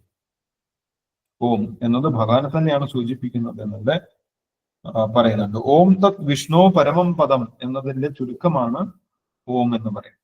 ഓം തത് വിഷ്ണു പരമം പദം. പരമപദം ഭഗവാൻ വിഷ്ണുവിന്റെ ധാമമാണ് എന്നതാണ് ഓം എന്ന് സൂചിപ്പിക്കുന്നത്. അപ്പോൾ ആ ഭഗവാന്റെ തൃപ്തിക്ക് വേണ്ടി ചെയ്യുന്ന കർമ്മങ്ങളാണ് പൂർണ്ണതയിലെത്തുന്നത്. അതിനാണ് ശാശ്വതമായിട്ടുള്ള ഫലമുള്ളത്. ബാക്കിയെല്ലാം താൽക്കാലികമാണ് എന്ന് വിശദീകരിക്കും. അപ്പോൾ ഭഗവാൻ ഇവിടെ പറയുന്നു, യജ്ഞമായാലും തപസ്സായാലും ദാനമായാലും ഈ ഒരു ലക്ഷ്യത്തോടു കൂടിയാണ് ചെയ്യേണ്ടത് അർജുന എന്ന് പറഞ്ഞു കൊടുക്കുന്നു. യജ്ഞേ തപസി ദാനേജ സ്ഥിതി സതിഥി ചോദിച്ചത് കർമ്മ ചെയ്വ തദർത്ഥീയം സതിത്യേവാഭിധീയത. യജ്ഞമായാലും തപസ്സായാലും ദാനമായാലും മറ്റു കർമ്മങ്ങളായാലും ഭഗവാന്റെ തൃപ്തിക്ക് വേണ്ടിയാണ് ചെയ്യേണ്ടത്. അതിനാണ് യഥാർത്ഥ ഫലമുള്ളത്. ആ പ്രവൃത്തികളാണ് പൂർണ്ണതയിലെത്തുന്നത് എന്ന് ഭഗവാൻ നിർദ്ദേശിച്ചു. അപ്പോൾ വെറുതെ സത്വരജസ്തമോ ഗുണങ്ങളിൽ പ്രവർത്തിച്ചത് കൊണ്ട് മാത്രം കാര്യമില്ല. വെറുതെ നന്മ പ്രവർത്തിക്കുകയോ അല്ലെങ്കിൽ പുണ്യപ്രവൃത്തികൾ ചെയ്തത് കൊണ്ടോ ആധ്യാത്മികമായിട്ടുള്ള ഉയർച്ച ഉണ്ടാകുന്നില്ല എന്നാണ് പറയുന്നത്. അപ്പൊ പുണ്യപ്രവൃത്തികളും ആത്മീയ പ്രവർത്തനവും തമ്മിൽ വ്യത്യാസമുണ്ട് അല്ലെ? സത്വഗുണത്തിൽ ചെയ്യുന്ന പ്രവൃത്തികളാണ് പുണ്യപ്രവൃത്തികൾ. പക്ഷെ ആത്മീയ പ്രവർത്തനം എന്ന് പറയുന്നത് അതിനും ഉപരിയാണ്. ഭഗവാന്റെ തൃപ്തിക്ക് വേണ്ടി ചെയ്യുന്ന പ്രവർത്തനങ്ങളെയാണ് ആത്മീയ പ്രവർത്തനം എന്ന് പറയുന്നത്. ഇത് നമ്മൾ തിരിച്ചറിയേണ്ടതുണ്ട്. നമ്മളെല്ലാം മിക്സ് ആയിട്ട് പറയും, എല്ലാം കൂട്ടിക്കുഴച്ചായിട്ട് ആണ് നമ്മൾ ചിന്തിക്കുന്നത് അല്ലെ? ചില ആളുകൾ ഭഗവാന്റെ സേവനം ചെയ്യുന്ന ആളുകളോട് ചോദിക്കും, നിങ്ങൾ പുണ്യപ്രവൃത്തിയൊന്നും ചെയ്യുന്നില്ല, നിങ്ങൾ മറ്റുള്ളവർക്ക് സഹായമൊന്നും ചെയ്യുന്നില്ല എന്ന് പറയും. അത് പുണ്യപ്രവൃത്തികളെ കുറിച്ച് മാത്രം അറിയുന്ന ആളുകളാണ്. ആത്മീയ പ്രവർത്തനത്തെ കുറിച്ച് ഒന്നും അറിയാത്ത ആളുകളാണ് അങ്ങനെ സംസാരിക്കുന്നത്. ആത്മീയ പ്രവർത്തനം എന്ന് പറയുന്നത്, യഥാർത്ഥത്തിലുള്ള ആത്മീയ പ്രവർത്തനം എന്ന് പറയുന്നത് ഭഗവാന്റെ തൃപ്തിക്ക് വേണ്ടി പ്രവർത്തിക്കുക എന്നുള്ളതാണെന്ന് ഭഗവാൻ ഇവിടെ വളരെ വ്യക്തമായിട്ട് പറയുന്നുണ്ട്. ഓം തത്സത്. പരമപുരുഷനായിട്ടുള്ള ഭഗവാന്റെ തൃപ്തിക്ക് വേണ്ടിയാണ് എല്ലാ പ്രവർത്തനങ്ങളും ചെയ്യേണ്ടത്. യജ്ഞാർത്ഥ കർമ്മണോ അന്യത്ര ലോകോയം കർമ്മബന്ധന എന്ന് ഭഗവാൻ നേരത്തെ പറഞ്ഞിട്ടുണ്ടായിരുന്നു. ആ യജ്ഞത്തിന് വേണ്ടിയിട്ടാണ് നമ്മൾ പ്രവർത്തിക്കേണ്ടത്. മാത്രമല്ല ഭഗവാൻ 9-ാമത്തെ അധ്യായത്തിലും ഇത് പറഞ്ഞിട്ടുണ്ട്. യത് കരോഷി യത് അസ്നാസി യത് ജുഹോഷി ദദാസീത് യത് തപസ്യസി കൗന്ദേയ തത്കുരുഷ്യമദർപ്പണം. നിങ്ങൾ എന്ത് പ്രവർത്തിക്കുന്നു, യത് കരോഷി എന്ത് ചെയ്യുന്നു, യത് അസ്നാസി എന്ത് ഭക്ഷിക്കുന്നു, എന്ത് തപസ് ചെയ്യുന്നു, എന്ത് ദാനം ചെയ്യുന്നു, ഇതെല്ലാം എനിക്ക് അർപ്പിച്ചുകൊണ്ട് ചെയ്യണം എന്ന് നേരത്തെ തന്നെ ഭഗവാൻ പറഞ്ഞിട്ടുണ്ടായിരുന്നു. പക്ഷെ അത് ഭക്തിയുള്ളവർക്ക് മാത്രമേ നേരിട്ട് സ്വീകരിക്കാൻ സാധിക്കുകയുള്ളൂ. അതുകൊണ്ടാണ് ഭഗവാൻ വീണ്ടും ഇത് ഇത്രയും വിശദീകരിച്ച് വീണ്ടും പറഞ്ഞിട്ടുള്ളത്. യജ്ഞങ്ങളും ദാനങ്ങളും തപസ്സുകളും ഭഗവാൻ അർപ്പിക്കാതെ ചെയ്യുകയാണെങ്കിൽ 3 കാറ്റഗറിയിലാണ് വരുന്നത്. തമോ ഗുണത്തിലോ രജഗുണത്തിലോ സാത്വികഗുണത്തിലാണ് വരുന്നത്. അത് മൂന്നും ഭൗതികം തന്നെയാണ്. താൽക്കാലികമായിട്ടുള്ള ഫലമാണ് നമ്മൾക്ക് അതുകൊണ്ട് കിട്ടുന്നത്. അപ്പൊ ശാശ്വതമായിട്ടുള്ള ഫലം കിട്ടണമെങ്കിൽ, ആത്മീയമായിട്ടുള്ള ഫലം കിട്ടണമെങ്കിൽ അത് നമ്മൾ ഭഗവാന് സമർപ്പിച്ചുകൊണ്ട് തന്നെ ചെയ്യണം. ഭഗവാന്റെ തൃപ്തിക്ക് വേണ്ടിയിട്ടാണ് നമ്മൾ യജ്ഞങ്ങളും ദാനങ്ങളും തപസ്സുകളും ചെയ്യേണ്ടത്. അതിനു വേണ്ടിയാണ് പണ്ട് ബ്രഹ്മജ്ഞാനം നേടിയിട്ടുള്ള ആളുകൾ ഓം തത്സത് എന്നുള്ള വാക്ക് ഉപയോഗിച്ചിരുന്നത് എന്നാണ് ഭഗവാൻ പറഞ്ഞിട്ടുള്ളത്. ഇപ്പോൾ നമ്മൾ ഇവിടെ വായിച്ചിട്ടുള്ള ഈ കാര്യങ്ങളിൽ ഇന്നത്തെ ശ്ലോകങ്ങളിൽ പ്രധാനമായിട്ടും ഓം തത്സത് എന്നുള്ള വാക്കിനെ കുറിച്ചുള്ള വിശദീകരണമാണ്. യജ്ഞവും ദാനവും തപസ്സും എങ്ങനെയാണ് ചെയ്യേണ്ടത്, എങ്ങനെയാണ് അതിനെ ആത്മീയമാക്കേണ്ടതെന്ന് ഭഗവാൻ പറഞ്ഞു തന്നു. അപ്പോൾ ഇന്ന് വായിച്ചതിൽ എന്തെങ്കിലും സംശയം ഉണ്ടെങ്കിൽ ഇപ്പോൾ നമ്മൾക്ക് ഡിസ്കസ് ചെയ്യാം. അതിനുശേഷം ഒരു ശ്ലോകം കൂടി ഉണ്ട് ഈ ഒരു അധ്യായത്തിൽ, നമുക്ക് അതിനുശേഷം വായിക്കാം. ഇപ്പോൾ പറഞ്ഞിട്ടുള്ള കാര്യം വ്യക്തമാണോ? ഒരേ കൺഫ്യൂഷൻ ആണ്. കൺഫ്യൂഷനാണ്. എന്താണ് കൺഫ്യൂഷൻ?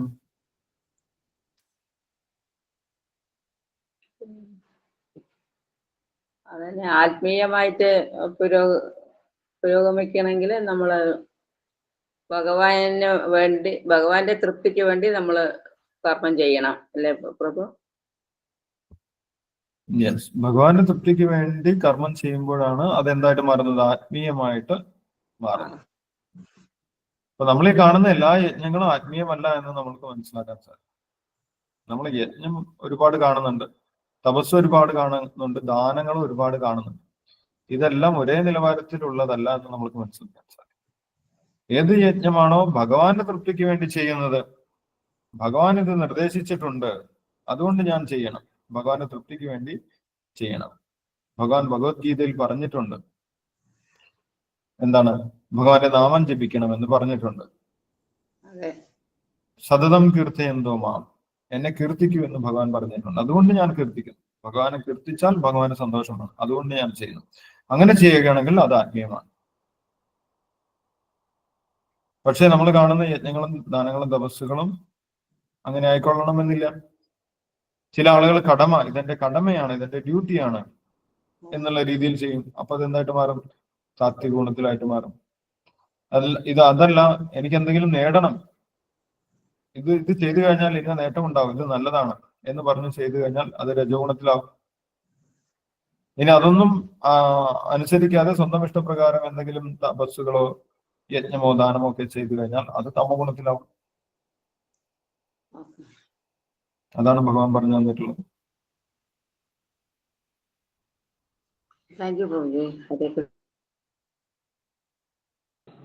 പ്രഭു, ഇപ്പൊ നമ്മള് ഹരേ കൃഷ്ണ പ്രഭു, ഇപ്പൊ നമ്മള് ഭഗവാന് രാവിലെ ഉച്ചക്കെല്ലാം വെക്കുന്നുണ്ട്. വൈകുന്നേരം നമ്മൾ രാത്രി കഴിക്കുമ്പോൾ നമ്മൾ കഴിക്കുന്ന സമയത്ത് കൃഷ്ണ അർപ്പണ വസ്തു ഇങ്ങനെ പറഞ്ഞിട്ട് കഴിക്കാമോ?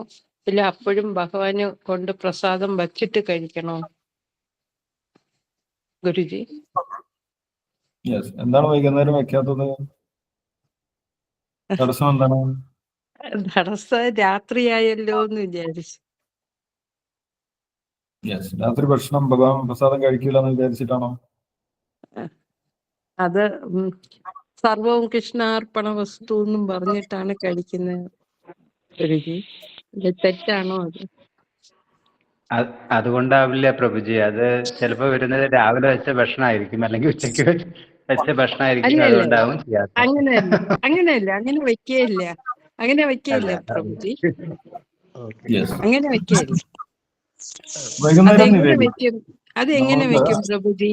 രാവിലെ വെക്കുന്നത് രാത്രി കൊണ്ട് വെക്കാൻ പറ്റുമോ? അത് വെക്കില്ല. അപ്പൊ നമ്മൾക്ക് വൈകുന്നേരം നിവേദിക്കുന്നതിന് തടസ്സമില്ല. വൈകുന്നേരം നിവേദിക്കാം. രാത്രിയാണെന്ന് വിചാരിച്ചിട്ട് നമ്മൾ നിവേദിക്കാതിരിക്കേണ്ട ആവശ്യമില്ല. രാത്രിയിൽ ഭഗവാൻ പ്രസാദം സ്വീകരിക്കും അല്ലെ? നമ്മൾ രാത്രി കഴിക്കുന്നത് പോലെ ഭഗവാനും രാത്രി സ്വീകരിക്കും. കുഴപ്പമില്ല. വൈകുന്നേരം നിവേദിക്കാം. നിവേദിക്കുന്നതാണ് കറക്റ്റ് ആയിട്ടുള്ള രീതി. കാരണം ഭഗവാൻ അത് പറയുന്നുണ്ട് അല്ലെ? ഭഗവാൻ പറയുന്നുണ്ട്, എന്താണ്? യത് കരോഷി യദസ്നാസി യദസ്നാസി, നിങ്ങൾ എന്ത് കഴിക്കുന്നോ അതെനിക്കും തരുമെന്ന് ഭഗവാൻ പറയും അല്ലെ? അപ്പൊ ഭഗവാൻ ആഗ്രഹിക്കുന്നുണ്ട് എന്ത്? നമ്മൾ എന്തെങ്കിലും കുക്ക് ചെയ്യുന്ന സമയത്ത് ഭഗവാന് കൊടുക്കും ഉം, ഉം. എന്ന് ഭഗവാൻ, കാരണം ഭഗവാൻ നമ്മുടെ വീട്ടിലുള്ള ഒരു കുട്ടിയെ പോലെയാണ്, അല്ലെങ്കിൽ ആ. ഭഗവാൻ നമ്മുടെ വീട്ടിലുള്ള ഒരു കാരണവരെ പോലെയാണ്. ഉം. അപ്പോൾ ഭഗവാന് കൊടുക്കണം ആ സമയത്തും. ഉം, ഉം. ശരി പ്രഭു. കൊടുത്താലും ഭഗവാൻ സ്വീകരിക്കും അല്ലേ? സ്വീകരിക്കും. ഭഗവാൻ അത് സന്തോഷത്തോടു കൂടി സ്വീകരിക്കും. നമ്മൾ ഉം, ഉം. സന്തോഷത്തോടു കൂടി കൊടുക്കുന്ന സമയത്ത് ഉം. ഭഗവാൻ അത് സന്തോഷത്തോടു കൂടി സ്വീകരിക്കുമെന്നാണ് പറയുന്നത്. ഓക്കെ ഗുരുജി. അപ്പൊ നമ്മൾ ഏത് ഫ്രൂട്ട്സ് ആയാലും ശരി, കടയിൽ നിന്ന് വാങ്ങിച്ചിട്ട് വന്ന ആ ഫ്രൂട്ട്സും നൈവേദ്യം ചെയ്യണം അല്ലേ ഗുരുജി? യെസ്, നിവേദ്യം ചെയ്യുമ്പോൾ അത് ഭഗവാന്റെ പ്രസാദമായിട്ട് മാറും. മാറും. ഓക്കെ ഗുരുജി. പക്ഷെ എപ്പോഴും ഇവര് ആരോ പറഞ്ഞ പോലെ രാവിലെ വെക്കുന്നത് രാത്രി വെക്കണോന്ന് അങ്ങനെ ഒരു കാര്യം ചെയ്യില്ല പ്രഭുജി. നമ്മൾ എന്ത് ഭക്ഷണം വെച്ചാലും പുതിയതായിട്ടല്ലേ ഭഗവാന് കൊടുക്കുന്നത്, നമ്മൾ Yes. കഴിച്ചിട്ടാണ് കൊടുക്കുന്നത്. അതുകൊണ്ട് ആ തെറ്റ് ചെയ്യില്ല. ചോദിച്ചതാണ് രാത്രിയായ. ഓ ശരി Yes. പ്രഭുജി. Yes. അത് ഹരേ നമ്മൾ കൃഷ്ണ. ഫ്രഷ് ആയിട്ടുള്ള ഭക്ഷണം മാത്രമേ ഭഗവാന് കൊടുക്കുകയുള്ളൂ. ഓ നമ്മൾ രുചി നോക്കിയിട്ടുള്ള ഭക്ഷണം ഇല്ല. ഭഗവാന് കൊടുക്കാറില്ല. അതെ, നമ്മൾ ശുദ്ധമായിട്ട് ഉണ്ടാക്കിയത് നമ്മൾ കഴിക്കുന്നതിന് മുന്നേ ഭഗവാന് കൊടുക്കും. കൊടുക്കണം. അങ്ങനെ. ഓക്കെ. ഓക്കെ ഗുരുജി. ഹരേ ഹരേ കൃഷ്ണ. യെസ്. ഓക്കെ. അപ്പൊ ഇന്ന് നമ്മളിപ്പോ വായിച്ചതിൽ വേറെ എന്തെങ്കിലും സംശയമുണ്ടോ? ഈ ഓം തത്സത് എന്ന് പറഞ്ഞതിൽ എന്തെങ്കിലും സംശയമുണ്ടോ?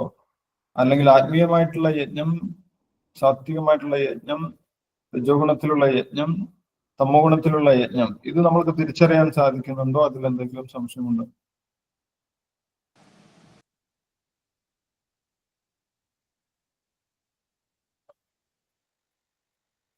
അപ്പൊ ആർക്കാണ് പറയാൻ സാധിക്കുന്നത്?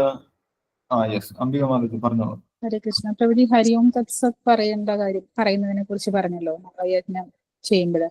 നമ്മൾ സാധാരണ നാമം ജപിക്കുമ്പോഴൊക്കെയാണ് അധികം ഹരിയോം തത്സത് എപ്പോഴും പറയാറുള്ളത്. അങ്ങനെ അതിന് ഏത് സാഹചര്യങ്ങളിലാണ് അത് പറയണ്ടേ എന്നുള്ളത് ഒന്നുകൂടെ ഒന്ന് പറഞ്ഞു. യെസ്, ഇത് ആർക്ക് വേണ്ടിയാണ് പറയുന്നത്? ഇത് നേരിട്ട് ഭക്തിയോഗം സ്വീകരിക്കാത്തവർക്ക് വേണ്ടിയാണ് പറയുന്നത്. ഹരേ കൃഷ്ണ. അല്ല, ക്രമമായിട്ട് ഉയർന്നു വരുന്നവർക്ക് വേണ്ടിയാണ്, വേദമാർഗങ്ങളിൽ മാത്രം പിടിച്ചു നിൽക്കുന്നവർക്ക് വേണ്ടിയാണ് ഇതൊക്കെ ഭഗവാൻ വിശദമായിട്ട് പറയുന്നത്. അല്ല, ഞങ്ങൾ വേദങ്ങളിലുള്ളത് മാത്രമേ അനുസരിക്കുകയുള്ളൂ, അതിനുപരി ഒന്നുമില്ല. വേദവാദരഥാപാർത്ഥാനാസ്ഥിതിവാദിന. അവരോട് ഭഗവാൻ പറയുന്നു, നിങ്ങൾ ചെയ്യുന്ന യജ്ഞങ്ങളും ദാനങ്ങളും തപസ്സുകളും 3 നിലവാരത്തിലുള്ളതാണ്. സത്വഗുണത്തിലോ രജോഗുണത്തിലോ തമോ ഗുണത്തിലോ ഉള്ളതാണ്. അതുകൊണ്ട് അത് പരമപുരുഷനായിട്ടുള്ള ഭഗവാന് സമർപ്പിക്കുകയാണ് വേണ്ടത്. അപ്പോഴാണ് അത് ആത്മീയമായിട്ട് മാറുന്നത്. അതുകൊണ്ട് നിങ്ങൾ യജ്ഞങ്ങളും ദാനങ്ങളും തപസ്സുകളും ഓം തത്സത് എന്ന് പറഞ്ഞുകൊണ്ട് ചെയ്യണം. കാരണം പരമപുരുഷനായിട്ടുള്ള ഭഗവാൻ ശ്രീകൃഷ്ണനെ അവർക്ക് പെട്ടെന്ന് അംഗീകരിക്കാൻ സാധിക്കുന്നില്ല. അതുകൊണ്ടാണ് അവരെ ഇങ്ങനെ വളഞ്ഞ വഴിക്ക് ഭഗവാൻ കൊണ്ടുവരുന്നത്. ഹരേ കൃഷ്ണ. അപ്പോഴും അതായത് കവി പ്രപത്നിമാരുടെ കഥ പറഞ്ഞ പോലെ നമ്മള് ഒരു ചടങ്ങ് പോലെ വേദമന്ത്രങ്ങള് ചടങ്ങ് പോലെ ഒരു വീട്ട് ഹരിയോം തത്സത് എന്ന് പറഞ്ഞതുകൊണ്ട് കാര്യമില്ലല്ലോ പ്രഭു. അത് നമ്മള് ഉള്ളിൽ തട്ടി അല്ലെങ്കിൽ അത് അർത്ഥം മനസ്സിലാക്കി നമ്മളത് അർത്ഥം ഉൾക്കൊണ്ട് വേണമെന്ന് വിചാരിച്ചിട്ട് തന്നെ സമർപ്പിക്കുമ്പോൾ മാത്രല്ലേ അതൊരു യജ്ഞമായി മാറുന്നുള്ളൂ. അപ്പൊ അത് ഭക്തിയോഗത്തിലേക്ക് വരില്ല എന്ന് പറയണത് അല്ലെ? അത് എനിക്ക് അവിടെ ഒരു ഓം കൺഫ്യൂഷൻ തത്സത് എന്ന് പറഞ്ഞ് അവർക്ക് ഭഗവാനെ കുറിച്ചുള്ള ബോധം ഉണ്ടാകാൻ തുടങ്ങും. ഈ ഓം തത്സത് ആരാണ്, ഞാൻ ആർക്കാണ് ഈ സമർപ്പിക്കുന്നത് എന്നവർ ചിന്തിക്കും. അങ്ങനെ ചിന്തിച്ച് അവർ വീണ്ടും ജ്ഞാനമാർജിക്കും, ഭഗവാനെ കുറിച്ചുള്ള ജ്ഞാനമാർജിക്കും, ഭക്തന്മാരിൽ നിന്ന് ഭഗവാനെ കുറിച്ച് കേൾക്കും. അങ്ങനെ അവര് ഭഗവാനെ കുറിച്ച് മനസ്സിലാക്കും. അതിനുശേഷം അവര് ഭക്തന്മാരാവാനുള്ള സാധ്യത.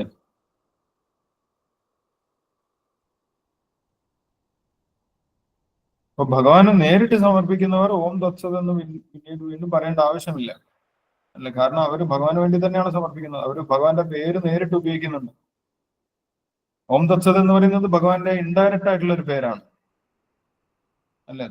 ഭഗവാൻ ശ്രീകൃഷ്ണൻ എന്ന് നമ്മൾ നേരിട്ട് പറയുന്നുണ്ട്. അപ്പോൾ പിന്നെ ഓം തത്സത് എന്ന് പറഞ്ഞിട്ടില്ലെങ്കിലും കുഴപ്പമില്ല. ഹരേ കൃഷ്ണ. അപ്പൊ നമ്മൾ അങ്ങനെ പറയുന്നത് നമ്മളെ ഭക്തിയോഗത്തിലേക്ക് നയിക്കും എന്നുള്ളതാണല്ലേ പ്രഭു? ഏതാണ് ഹരിയോം തത്സത് എന്ന് പറയുന്നത്? ഇപ്പൊ ഞാൻ ഭഗവത്ഗീത പഠിക്കാൻ തുടങ്ങിയ സമയത്ത് കുറച്ച് വർഷം മുമ്പ്, അന്ന് ഭഗവത്ഗീത ഇതുപോലെ ഈ അധ്യായം പഠിപ്പിക്കുന്ന സമയത്ത് ആചാര്യൻ പറഞ്ഞു തന്നിരുന്നു, എന്ത് ചെയ്യുമ്പോഴും ഹരിയോം തത്സത് എന്ന് പറയണം, നിങ്ങൾ നാമം ചൊല്ലി കഴിയുമ്പോഴൊക്കെ പറയണം എന്ന് പറഞ്ഞിരുന്നു. അപ്പൊ നമ്മളത് അങ്ങനെ എപ്പോഴും പറഞ്ഞ് അതങ്ങനെ ശീലായി. അപ്പം അത് പതുക്കെ നമ്മൾ അറിഞ്ഞോ അറിയാതെയോ നമ്മൾ പറയുന്നത് ഭക്തിയോഗത്തിലേക്ക് നമ്മളെ നയിക്കുമെന്നാണോ? യെസ്, നമ്മൾ നമ്മൾ ഓം തത്സത് എന്ന് പറയുമ്പം അതാര് സ്വീകരിക്കുന്നുണ്ട്? ഭഗവാൻ സ്വീകരിക്കുന്നുണ്ട്. ഹരി ഓം തത്സത് എന്ന് പറഞ്ഞു കഴിഞ്ഞാൽ ഇത് ഹരിയുടെ തൃപ്തിക്കായി ഞാൻ ചെയ്യുന്നു എന്ന് പറയുന്നു. അപ്പോൾ അത് ഭഗവാൻ സ്വീകരിക്കുന്നുണ്ട്. അപ്പോൾ ഇൻഡയറക്റ്റ് ആയിട്ട് നമ്മൾ ഭക്തിയോഗത്തിലേക്ക് കാലെടുത്ത് വെച്ചു എന്നാണ് അർത്ഥം. അങ്ങനെ നമ്മൾക്ക് ഭക്തിയോഗമായിട്ട് കണക്ട് ചെയ്യാനുള്ള അവസരം കിട്ടും. അപ്പൊ അത് അത്രയും അന്നൊന്ന് അർത്ഥം അറിഞ്ഞിട്ടോ അല്ലെങ്കിൽ അത് ഒരു ചടങ്ങ് പോലെ അല്ലെങ്കിൽ അന്ന് അങ്ങനെ പറഞ്ഞു തന്നു, അപ്പൊ നമ്മളത് ചെയ്തു എന്ന് മാത്രമേ ഉണ്ടായിരുന്നുള്ളൂ. അപ്പൊ നമുക്കായാലും ഇനി നമുക്ക് അടുത്ത തലമുറയിലേക്കുള്ളവരൊക്കെയായാലും അല്ലെങ്കിൽ നമുക്ക് വേണ്ട നമുക്ക് ഇത് ഭക്തിനെ കുറിച്ച് നമ്മൾ പറഞ്ഞു കൊടുക്കുന്നവരോടൊക്കെ നമുക്ക് അതങ്ങനെ പറഞ്ഞു കൊടുക്കാലോ അല്ലെ പ്രഭുജി? പറഞ്ഞു കൊടുക്കാം. നമ്മൾക്ക് അർത്ഥം അറിയില്ലെങ്കിൽ പോലും അത് വേദത്തിൽ നിർദ്ദേശിച്ചത് കൊണ്ട്, ഭഗവാൻ നിർദ്ദേശിച്ചിട്ടുണ്ട്.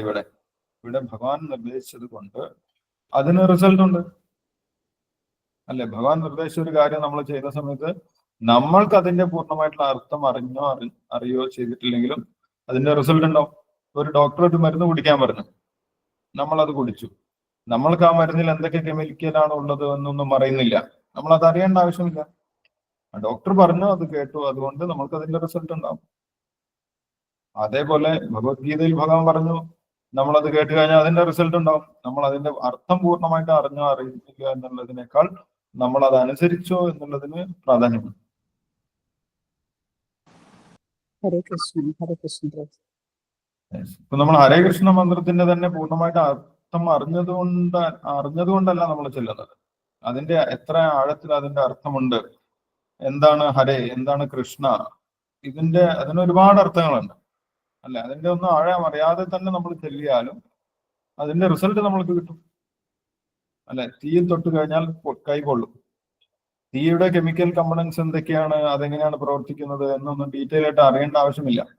അത് പ്രവർത്തിച്ചുകൊണ്ടേയിരിക്കും. അതേപോലെ നാമം വേദ നിർദ്ദേശങ്ങളും പ്രവർത്തിച്ചുകൊണ്ടേയിരിക്കും. അതിന് അതിൻ്റെതായിട്ടുള്ള ശക്തിയുണ്ട്.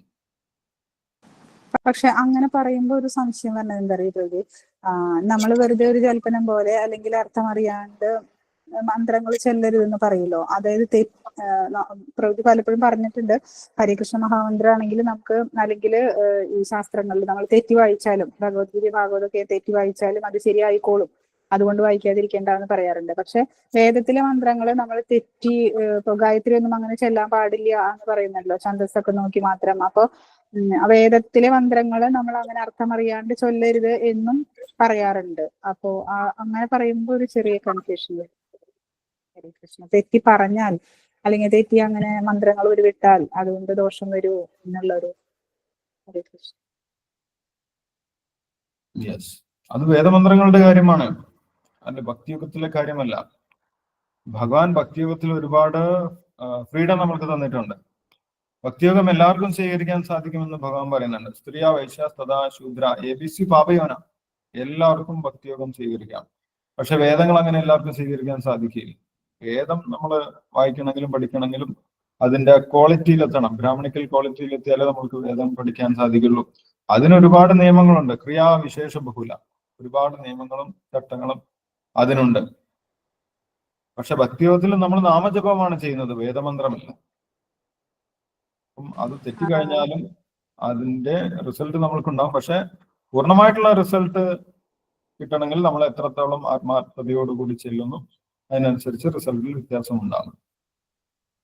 ഹരേ കൃഷ്ണ. അപ്പൊ അതായത് നമ്മൾ അറിയാണ്ട് ചൊല്ലിയാൽ പോലും നമുക്ക് അജാമലന്റെ കഥയിലൊക്കെ പറഞ്ഞതുപോലെ അതിന്റെ ഗുണം ഉണ്ടാവും, പക്ഷെ ദോഷം ഉണ്ടാവില്ല. പ്രേമപൂർവ്വം നമ്മൾ ഭക്തിയോടുകൂടി ഭഗവാനെ വിളിക്കുമ്പോൾ കൂടുതലായിട്ട് നമുക്ക് അതിന്റെ ഗുണം ഉണ്ടാവും. അതാണ് വേദങ്ങളിൽ നമ്മൾ ഭഗവാനെ പൂർണ്ണമായിട്ട് അക്സെപ്റ്റ് ചെയ്യുന്നില്ല. അപ്പോൾ അതിന്റെ എല്ലാത്തിന്റെയും റെസ്പോൺസിബിലിറ്റി ആരാണ് ഏറ്റെടുക്കുന്നത്? ഞാൻ തന്നെയാണ്. ഞാൻ ചെയ്യുന്ന എല്ലാ കർമ്മത്തിന്റെയും ഉത്തരവാദിത്വം എനിക്ക് തന്നെ. അപ്പോൾ അതിൽ എന്തെങ്കിലും മിസ്റ്റേക്ക് പറ്റിക്കഴിഞ്ഞാൽ അതിന്റെ ഉത്തരവാദിത്വം എനിക്ക് തന്നെ. അതുകൊണ്ട് കർമ്മകാണ്ഡത്തിൽ നമ്മൾ ചെറിയ എന്തെങ്കിലും തെറ്റ് ചെയ്തു കഴിഞ്ഞാൽ അതിന് വലിയ ദോഷമുണ്ട് അല്ല. അതിന്റെ കഥ നമ്മൾ ഭാഗവതത്തിൽ വായിച്ചിട്ടുണ്ട്, കൃഷ്ണ ബുക്കിലുണ്ട്. നൃഗരാജാവിന്റെ കഥ വായിച്ചിട്ടുണ്ടോ? നൃഗരാജാവ് ഒരു പശുവിനെ ദാനം ചെയ്തിട്ടുണ്ടായിരുന്നു. അദ്ദേഹം ധാരാളം ദാനം ചെയ്യുന്ന വ്യക്തിയാണ്. ദിവസവും ആയിരക്കണക്കിന് പശുക്കളെ ദാനം ചെയ്യും. അപ്പോൾ അദ്ദേഹം ഒരുപാട് പശുക്കൾ ഉള്ളത് കൊണ്ട് നൂറുകണക്കിന് പശുക്കളെ ഒരു ബ്രാഹ്മണന് ദാനം ചെയ്തു. ഒരു ദാനം ചെയ്ത പശു തിരിച്ചു ഓടി വന്നു, ഇദ്ദേഹത്തിന്റെ അടുത്ത കൊട്ടാരത്തിലേക്ക് തന്നെ തിരിച്ചു വന്നു. അത് അദ്ദേഹം അറിഞ്ഞില്ല, കാരണം അദ്ദേഹത്തിന് ആയിരക്കണക്കിന് പശുക്കളുണ്ട്. ആ നേരത്തെ ദാനം കൊടുത്ത പശുവിനെ വീണ്ടും ഇദ്ദേഹം അറിയാതെ മറ്റൊരാൾക്ക് ദാനം ചെയ്യുന്നു. അല്ലെ? അപ്പൊ ഈ ദാനം എന്താണ്? ഈ ദാനം ആത്മീയമായിട്ടുള്ള ദാനമല്ല, കർമ്മകാണ്ഡത്തിലുള്ള ദാനമാണ്. അദ്ദേഹം ഞാൻ എൻ്റെ സ്വന്തം നിലയ്ക്ക് ചെയ്യുന്ന ദാനമാണ്. അതുകൊണ്ട് അതിൽ തെറ്റ് സംഭവിച്ചത് കൊണ്ട് അതിന്റെ ഉത്തരവാദിത്വം അദ്ദേഹത്തിന് തന്നെയാണ്. അല്ലാതെ അദ്ദേഹത്തിന് ഓന്തായിട്ട് ജനിക്കേണ്ടത് അല്ലെ. ഭഗവാൻ പിന്നീട് വന്നിട്ട് അദ്ദേഹത്തിനെ രക്ഷിക്കുന്നുണ്ട്. ആ കഥയൊക്കെ അവിടെ പറയുന്നുണ്ട്. അപ്പോൾ അങ്ങനെ കർമ്മകാണ്ഡത്തിൽ ചെയ്യുന്ന കാര്യങ്ങൾക്കൊക്കെ നമ്മൾ തെറ്റ് ചെയ്തു കഴിഞ്ഞാൽ ദോഷമുണ്ട്.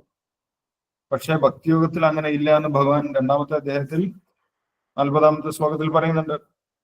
നെഹാവിക്രമനാശോസ്തി പ്രത്യവായു വന്ന വിദ്യതേ സ്വൽപമപ്യസ്യ ധർമ്മസ്യ ത്രായതേ മഹതോഭയ. ഭഗവാന്റെ കാര്യം അങ്ങനെയാണ്. കുറച്ചെങ്കിലും നമ്മൾ അറിയാതെ ചെയ്തു കഴിഞ്ഞാൽ നമ്മൾക്ക് വലിയ നേട്ടമുണ്ടാകും. സ്വന്തം ഭൗതിക നേട്ടത്തിന് വേണ്ടി നമ്മൾ ഒരുപാട് ക്രിയകൾ ചെയ്യുമ്പോൾ അതിന്റെ ഉത്തരവാദിത്വമൊക്കെ നമ്മൾക്ക് തന്നെ ആയിരിക്കും, അതിന്റെ ദോഷവും നമ്മൾക്ക് തന്നെ ആയിരിക്കും.